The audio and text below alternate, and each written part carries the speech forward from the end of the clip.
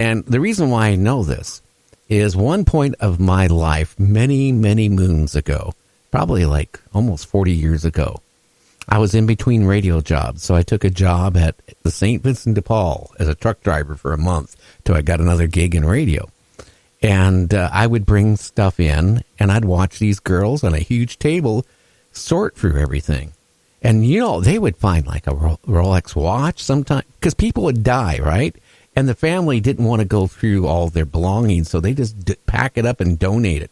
And that's where they find stuff. They always would find money. They would always find watches. They would, you know, all kinds of, you know, stuff. The stuff you never see when you go in the thrift store, because you know what? A lot of these places, the employees get first dibs on whatever they find. So they can buy it, and they get it at a ridiculously low price. But again, could you imagine you reach in a pocket and you find $7,000? Hey, that's crazy. That would be a nice windfall. And, you know, it kind of reminds me when I lived on the East Coast years ago, and there used to be a lot of rich people there on Millionaires Row. They would, gazillionaires, they would just donate stuff like that. They wouldn't even look in their old coat pockets and furs and stuff. They just donate them, and people would find stuff like that. And I used to do cleanouts and stuff, and this one guy, he's a gazillionaire. He said he wanted all his books gone. And I'm crazy for books anyway. I got a library here now, so I took all the books. I get home and a bunch of them, they're old books. You know, I love old books, and there was $2 bills and a bunch of them he had stuck away in there, and they were like not just $2 bills. They were like from when they first made $2 bills. I mean, way back. Yeah, there was, I don't know, maybe 20 of them or so throughout, but they'd been sitting in them books for, I don't know, however long, 30, 40 years or whatever. It was just bizarre. But it goes to show you that, you know, some people, they just don't care, don't look. And you never know. You got to look at that stuff. Oh, yeah, you do. Hey, now, scary movies, the worst villains of all time. Who's number one? For being the worst villain of all time in scary movies. Boy, that's a broad category. I don't know. I mean, you're talking slasher or everything together? Yeah, everything together. In the horror movies, the villain, the worst of all. You only get one pick. Who's number one? Well, the one I'm going to pick is, I got a story on it too. No, we don't have time for story because you got to do your UFO thing. Well, who is the all-time number one villain? Michael Myers. No, he's number two. Okay, Freddy Krueger is number one. That was going to be my second choice. Okay, and number three is Leatherface. You remember Chainsaw Massacre? Yeah, yep, I remember old Leather. Where's Jason? Fourth? Jason is actually number 5, and number 4 is Norman Bates. You remember Psycho? Oh, yeah. Yeah. He came in there, you know, with all the people he kind of like stabbed. Hey, Mom! Hey, you know, he would talk to his mom even after she was gone. Yeah, she had him, or he had her propped up in the rocking chair upstairs in the bedroom. They were looking out. Oh, yeah. So that's the list of the top ones voted on. Well, that Michael Myers, did you know that Michael Myers mask is really a William Shatner mask? Did you know that? No, but if William Shatner actually looks like that, then something's really wrong. Well, that was the thing. John Carpenter, he sent the guy out. He says, get me a couple masks to choose from. And one of them, he picked a clown mask, and he picked a William Shatner mask. And the William Shatner mask looked nothing like William Shatner at all. So the guy just shaved off the sideburns and made the eye holes a little bigger. And it's a William. That's really what it is. I seen the whole story on what I thought was kind of fascinating. Yeah, but Freddy Krueger has like these, you know, gouges and sores into it, you know, molded into the. I'm looking at him right now. I got him on one of my bookcases. Doesn't look anything like William Shatner, unless William Shatner had a bad night out, you know, sometime. No, that's what John Carpenter and the other guy said. Didn't look nothing like William Shatner, even though it was a William Shatner mask back in, I don't know, 78 or 9, whenever they came out with him. That was the whole joke of it. They just took the eyebrows and the sideburns off, made the eye holes bigger, and then there's Michael Myers. Now, interesting. Okay, we got a couple minutes for UFO reports and interesting things. Okay, let's get into the UFO reports. Oh, no, my thing's frozen up. That's great. Uh-oh. Oh, yeah. No, that's all right. Yeah, there's been some reports coming in the Salt Lake area, Utah. But, okay, here we go. Stansbury Park, Utah. And actually, that report came in on I think the 3rd or the 4th, I believe, 3rd of October. Okay, I was walking back home from a school activity with a friend when we noticed an almost clear circle flying fast around the sky. We watched it for a minute until we decided to run because it kept getting closer. That may be a wise decision. We kept running, and we noticed when a car passed, there were 3 shadows, and the third was a little bit behind us. We looked back, and there was nothing there. We kept circling. It kept circling in the sky, and we ran the rest of the way back to my house. There is a military installation nearby that was testing ground for chemical weapons back before they were banned, and now we don't know what they test there, and it was well known as Area 52. So that was kind of close to that Area 52, I guess. So, who knows what you may see in those areas, because supposedly it's like the new Area 51, I guess, as rumor has it. But can you imagine seeing something like that? Well, I think it would, be not very awesome. I can tell you that. Area 52, Area 51, I think what they have done is divided up all this technology all over across the country. So, I mean, who knows where it's all at?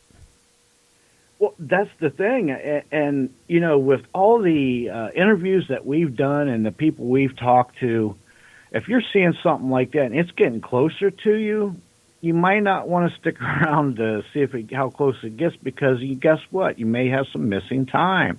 And what comes with that, we know what all follows and entails with all that, don't we? Oh, we do. Now, you posted a picture up today in the show's Facebook page about a mutilated cow. What can you say about that? Oh, yes, that mutilated cow. Again, there's been all kind of reports about mutilated cows going on, and they're still popping up. Now, that one there, let's see, what does it say there? It just kind of says, in the last 30 years, there have been about 10,000 unexplained mutilation cases dotted across the United States. Now, that's a lot of mutilations. Now, usually consisting of draining of the blood and the removal of organs with no obvious point of entry. Sometimes the removal includes the reproductive organs and anal coring as well. That just sounds scary right there. And painful, too. That's worse than hemorrhoids. You know that. Coring. In other words, that's like, coring an apple. Yeah, that's what I just said. That would be worse than having, what can I say? Preparation H. Yeah, the mystery of cattle mutilation is further enhanced by having there's no witnesses to the crime. There's no obvious tracks leading to or away from the carcasses, even when the incident happens on soft or muddy ground or snow. And we've talked about that too. And sometimes there are indentations in the ground. And, no other consistencies is, they talk about no signs of predators. Also, predators won't even, after this happens, they won't even eat it. In other words, how animals will come and devour everything. Yeah, they don't touch this stuff. They stay away from it. It's like poison. They won't get near it. No, they won't. It won't even touch it. Because it even touches on that here. It says natural predators such as wolves, bears, and all that won't even get near it. And then, and you've touched on, why would the government want to do this? They could, they've got money, like Plum Island. They've got a whole herds of cattle they can do experiments on. They don't need to do this. Well, you had a lady respond, Pamela, which I know, to your facing Facebook, and she kind of just, like Black Ops or the military or something. And I had to respond. Hey, the military, if they want to do cattle mutilation, they could have their own herd. They don't need to go to farmers and bankrupt farmers by taking their prize bulls and whatever. That don't make sense. I don't think this has anything to do with the military. I don't think it's anything to do with the military. I think it's something strange, like aliens. Not totally from agree. Mexico, though. I guarantee you, they're not from Mexico. No, they're not from Mexico. No, not them kind of aliens. No. Or I don't think they're from Canada either. I think they're the ones that your buddy Ronnie would say come from up there or down there. And that's true. And you know, there's so much, and this has been going on, Gary, for a long time. It's just now that we're getting more reports of it, I think, because we're twice the population we was, you know, just 40 years ago. And everybody's got some kind of device or recording device. There's 4,000 satellites in there. There's just so much technology that somebody's always recording or reporting something now. You know, even 20 years ago, you couldn't do what you could do today instantly if you wanted to.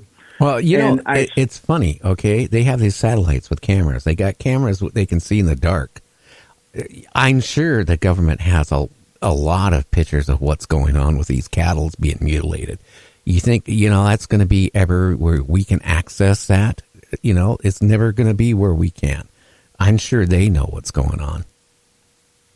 Yeah, absolutely. And, you know, another thing, if you think about it, with all those satellites going around, so pretty much with that many satellites, there's not one part of this world that can't be seen at any moment. So with that being said, and I've seen pictures from satellite where it's caught UFOs in pictures, but how come we don't see more of those? Are they being governed out of their pictures, blacked out, or dismissed, or what do you think about that? I think it's set up where we can't see it. Okay, otherwise you could go if you know, like some of these places say where the farmer lives. Okay, and you go on and look at it, you can't find anything on the satellite. I think what happens is they block it out for we can't find out, you know, what went on. I'm sure, you know, what we see on Google, okay, satellite is one thing.